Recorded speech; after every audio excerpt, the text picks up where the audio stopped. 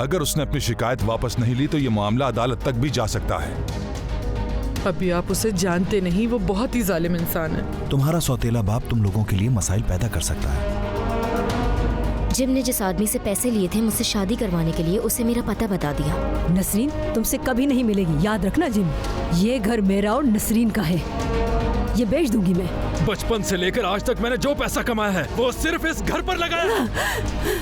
मैंने किसी को नहीं बताया कि आप अली के साथ आए थे घर। किसने की तुमसे ये बात? सादिया ने। मैं उस औरत का पता जानना चाहती हूँ जिसको आपने वो बच्ची दी थी। मैं उस बच्ची की असल माँ हूँ।